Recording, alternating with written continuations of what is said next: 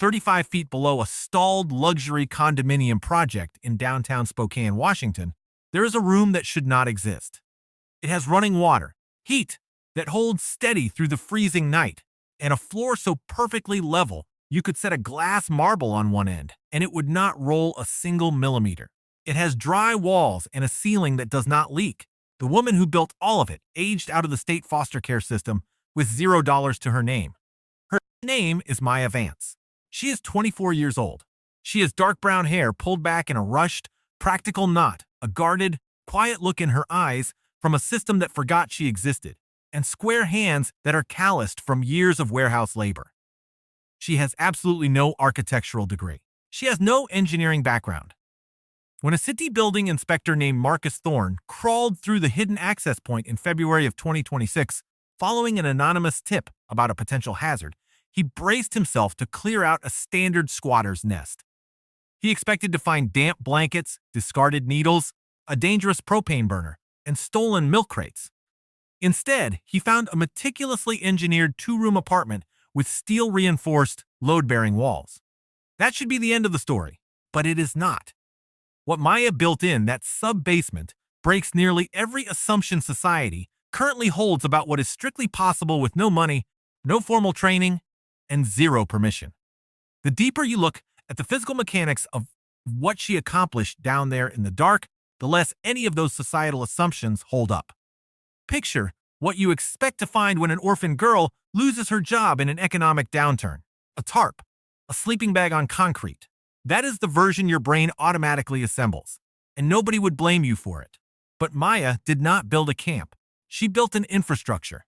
The reality of Maya Vance dismantles those narratives, brick by brick. She left the state foster care center at 18 with nothing but a trash bag of clothes and a bus pass. She lost her warehouse inventory job in the summer of 2024 when the local economy abruptly shrank. By November, she was sleeping in a 2010 Honda Civic with a broken heater parked illegally behind a defunct strip mall on the edge of town. Then the brutal November blizzards hit Spokane. Temperatures dropped to single digits, turning the metal of her car into a freezer. She was not actively looking for a home. She was desperately looking for a windbreak so she would not freeze to death in her sleep. Walking past the chained-off husk of a bankrupt luxury condo development, she found a concrete stairwell leading deep into the earth. There were no doors. It was just a rectangle of absolute darkness and the smell of cured cement and wet dirt. She went down 60 steps. The sub-basement was originally intended as a mechanical routing room. At 35 feet below street grade, the surrounding earth acts as a massive thermal battery. The ambient temperature in the room sat at a steady 55 degrees Fahrenheit. It was cold, but it was survivable. It saved her life that first night. Most people would have stayed a single night and moved on, or simply huddled in a corner until the winter storm passed. Maya stayed, but surviving long-term in a sealed concrete box brings its own deadly variables. She had no money, but she possessed an obsessive mechanical need to fix things. The basement was not a hole to hide in. To Maya, it became a sequential chain of physical problems waiting for a logical solution. By the second week, Maya encountered a severe problem she had not anticipated: condensation. The concrete walls were sweating profusely. The moisture from her breath and the heat radiating from her body was hitting the 55-degree cinder blocks, instantly turning into thin sheets of water that ran down to the floor. Her blankets were damp by morning. Mildew was beginning to form on her clothes. Most people in her vulnerable position would have ignored it, accepted the misery, or simply left to find a shelter. Maya did neither. She walked 2 miles to the Spokane Public Library, sat at a free computer terminal for 3 hours, and looked up commercial basement waterproofing. She did not search for cheap survival hacks. She read highly technical PDF manuals from industrial sealant manufacturers. She collected heavy-duty 6mm polyethylene sheeting from a nearby construction dumpster and salvaged a half-used box of construction adhesive. She meticulously adhered the plastic sheeting to the walls, but the specific technical detail that later left professionals stunned was exactly how she finished the bottom edge. She did not tape the bottom flush to the concrete floor. She intentionally left a folded 2-inch gap at the base. In professional waterproofing specifications, This is called a weep gap. It allows the inevitable condensation that forms behind the plastic barrier to drain downward, hit the fold, and channel safely across the floor instead of pooling inside the walls and rotting the masonry structure. Maya did not know the technical term. She just logically knew that the trapped water needed somewhere to go. 48 hours later, the walls were bone dry. That weep gap proved something crucial. She was not just reacting blindly to misery. She was actively anticipating fluid dynamics. The basement was now dry, but the runoff water from the walls and the melting snow from her boots had to go somewhere, and it was pooling in the lowest corner of the extremely uneven concrete slab. The original concrete slab had a distinct, unintentional slope, pooling all the runoff into a freezing, stagnant puddle in the southwest corner. The water problem had naturally revealed the floor problem. Most people would have thrown down some scrap plywood, laid out cardboard, or stacked wooden pallets to stay elevated above the wet spot. Maya permanently leveled the floor. She scavenged scrap copper wire and aluminum, sold it to a local scrapyard, and used the cash to buy 15 heavy bags of self-leveling concrete compound from a discount building supply store. They cost exactly $10 a bag. Over the grueling course of a week, she hauled those 50-pound bags down 60 concrete steps in the dead of winter. Self-leveling compound is a brilliant material, but it requires highly specific conditions to cure correctly. You need a clean, dry substrate and a fast, coordinated working pace before the chemical set begins. Maya did not have expensive bonding primers or power mixers. She scrubbed the existing concrete with a wire brush and diluted bleach, working entirely by the beam of a scavenged battery lantern.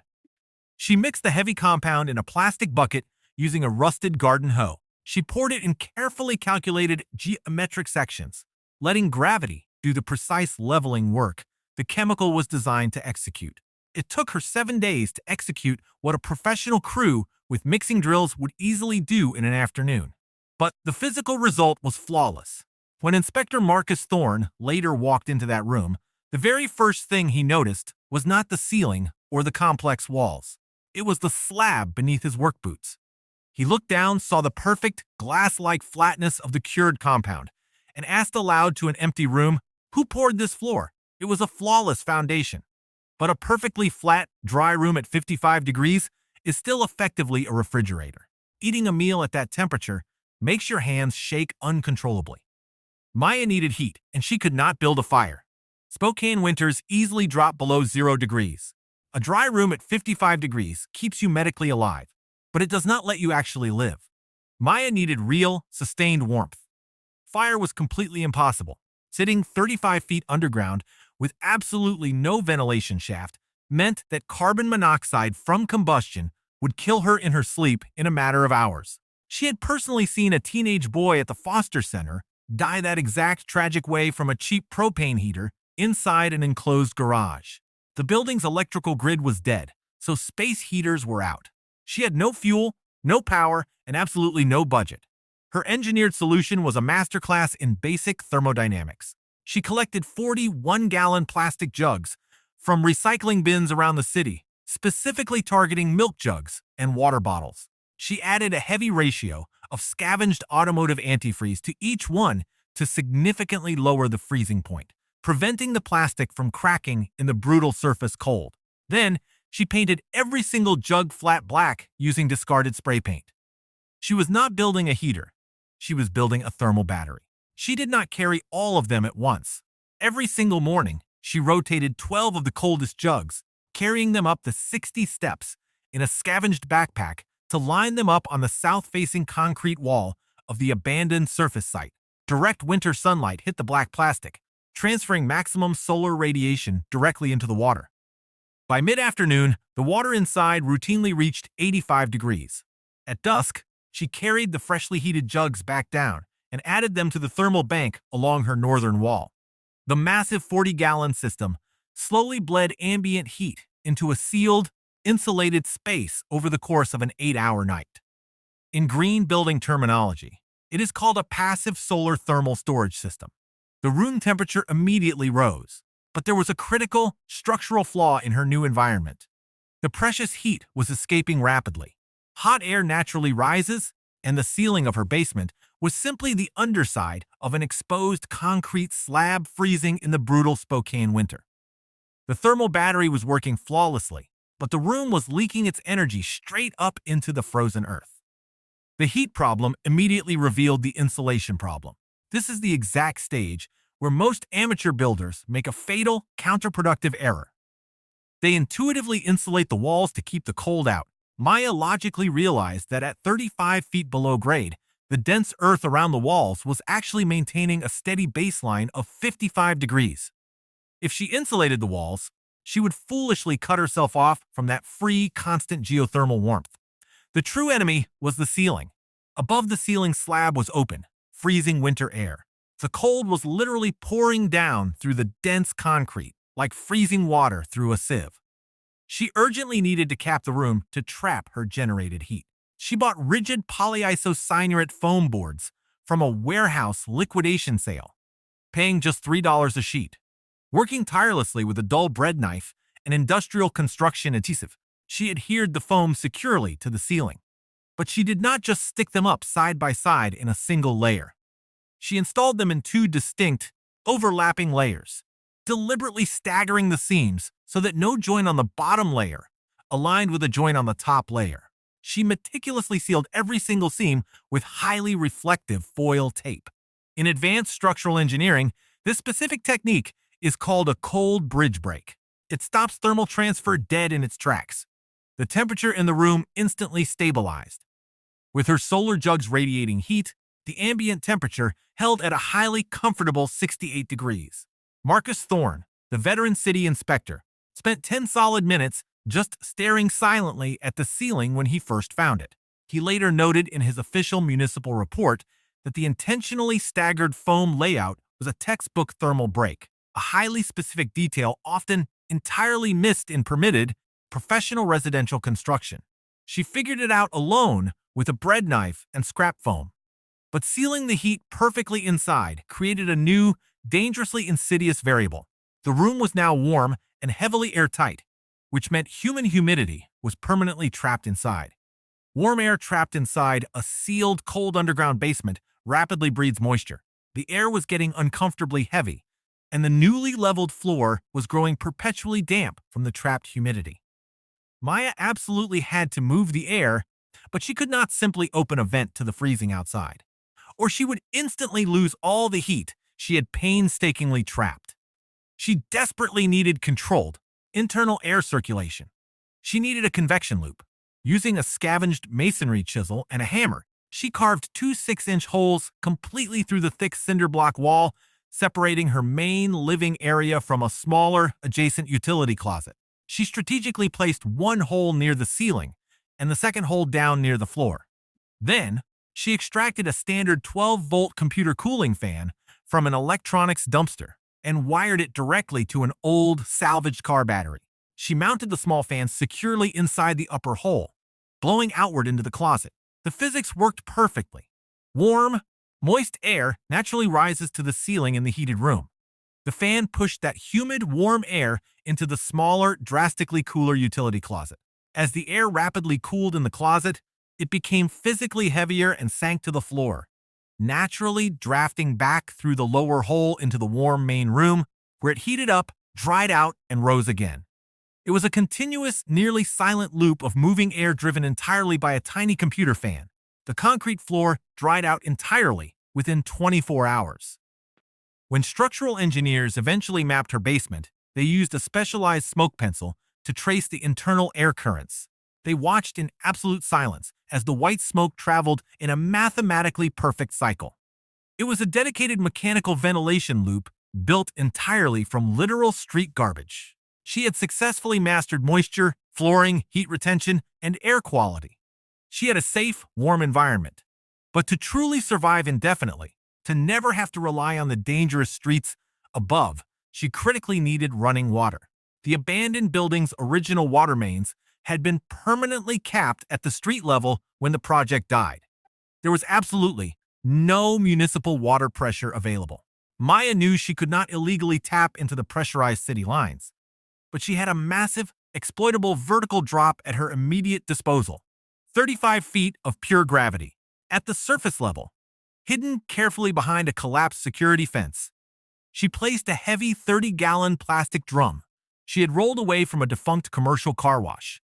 She ran a heavy-duty, reinforced garden hose from the bottom of the drum, straight down the 60 concrete steps and directly through a gap into her room. The foundational physics of water dictates that for roughly every 2 feet of vertical drop, you naturally gain about 1 pound per square inch of water pressure. 35 vertical feet gave her a steady, reliable 15 psi. It was certainly not enough pressure to run a modern mechanical washing machine, but it was exactly enough pressure to push water smoothly through a standard camping shower head.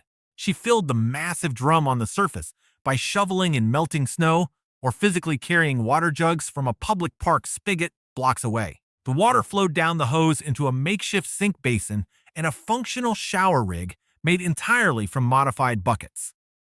For drainage, she intelligently utilized the building's uncapped, dormant sewer line. She meticulously chiseled a shallow angled channel directly into her concrete floor, leading perfectly to the original brass floor drain, but to strictly prevent lethal sewer gas from rising into her airtight room. She scavenged a heavy rubber plug to hermetically seal the drain whenever she was not actively showering. To visually ensure it was safe and connected, she poured a bucket of water, heavily mixed with green food coloring down the drain, and walked quickly up to the street level, watching the nearest city sewer grate to happily confirm the bright green water flowed flawlessly into the municipal treatment system. She had functioning, gravity-fed plumbing. She was clean, warm, and secure. But the massive concrete structure directly above her was silently failing. The abandoned concrete slab forming her ceiling was bearing far too much dead weight.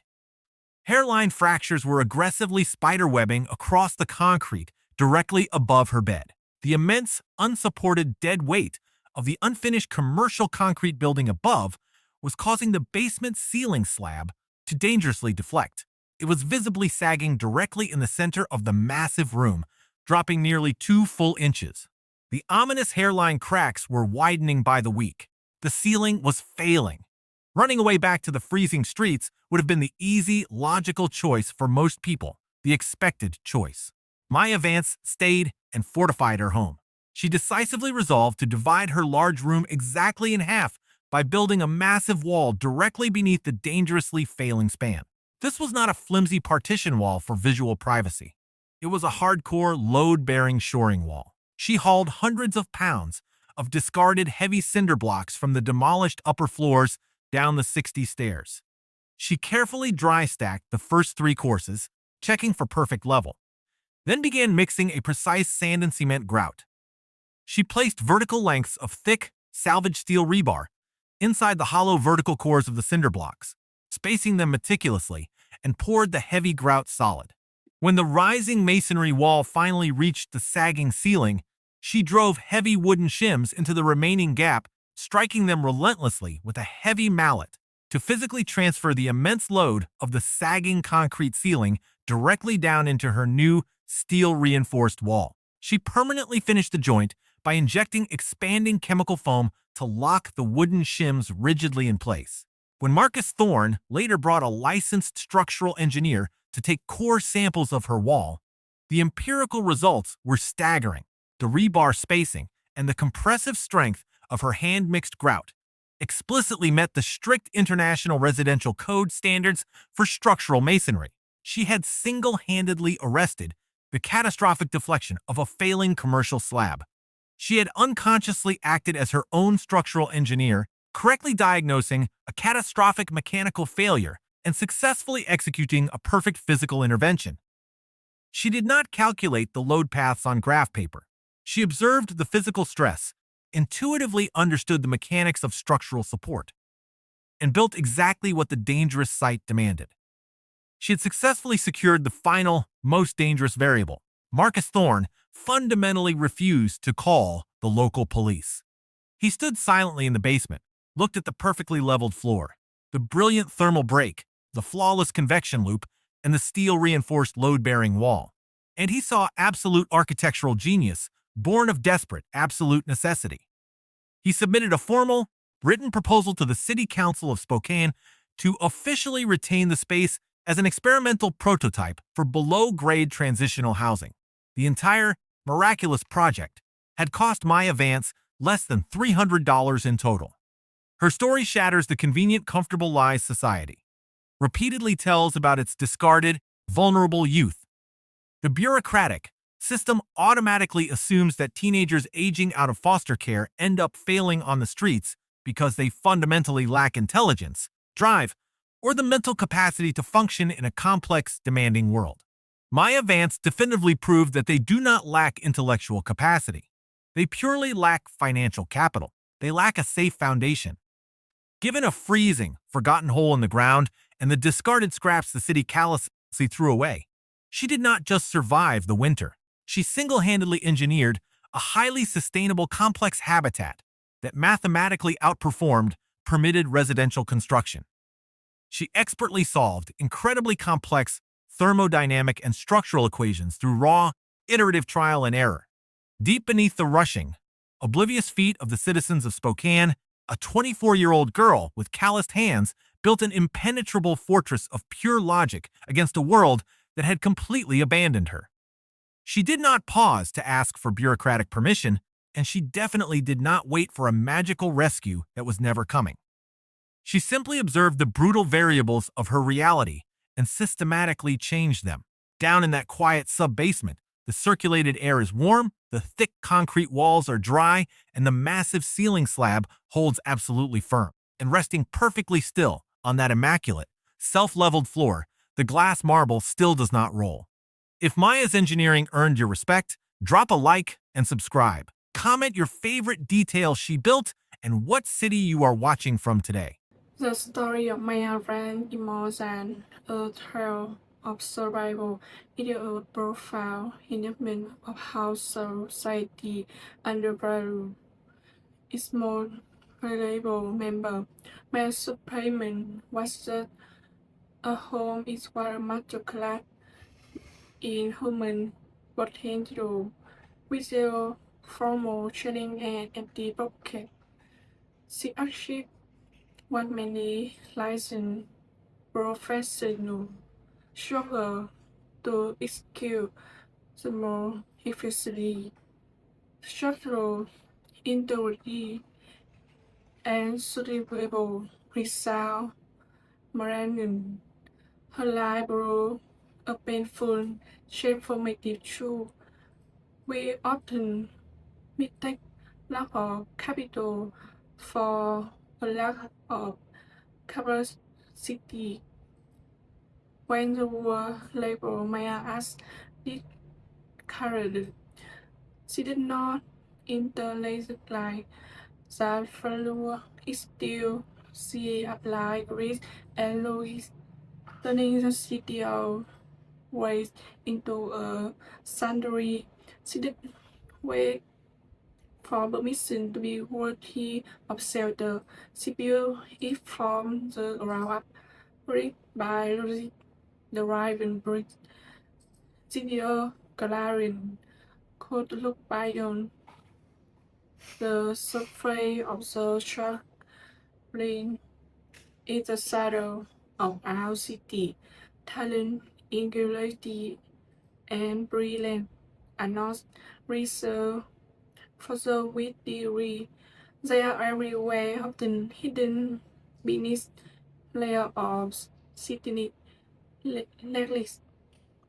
If we provide the foundation that Maya had to grow for herself, imagine the problem we could solve together. Maya's story challenged us to stop asking why the beginning lie for and start asking how we can provide the infrastructure for them